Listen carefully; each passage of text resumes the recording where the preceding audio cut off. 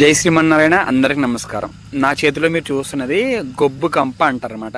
దీని ప్రత్యేకత ఏంటి అంటే భోగి పండగ రోజు ఇది ఇంటిపైన వేసుకుంటారు. అంటే తెల్లారితే భోగి అనగా రేపు భోగి అనుకోండి, ఈ రోజు ఈవినింగ్ సాయంత్రం వచ్చి ఈ కంప తెచ్చుకొని ఇంటిపైన వేసుకునే వాళ్ళు అనమాట. పూర్వం అన్ని తాటాకిళ్ళు ఉండే, మాది కూడా మా చిన్నతనంలో తాటాకిళ్ళు అనమాట. మా నాయనమ్మ అనేది అనమాట, గొబ్బు కంపలు తీసుకురండి రా ఇంటిపైన వేద్దాం అనేది.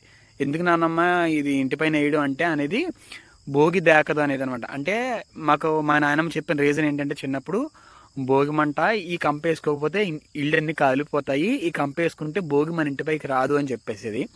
సో ఇప్పటికి ఇప్పటికి కూడా నాకు ఆ రీజన్ తెలియదు ఎందుకనేది.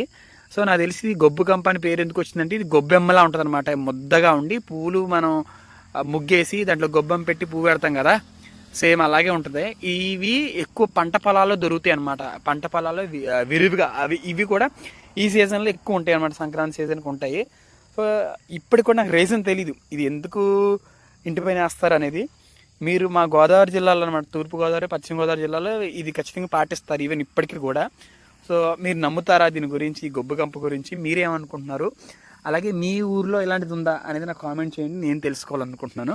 సో దీంట్లో శాస్త్రీయమైన రీజన్ ఏంటి, ఎందుకు ఎట్లా చెప్పారనేది నాకైతే తెలియదు. బట్ మా పెద్దలు చెప్పారు, మేము ఆచరిస్తుంటాం అనమాట. మీకు తెలిస్తే కామెంట్ చేయండి, తెలుసుకుందాం. జై శ్రీమన్నారాయణ.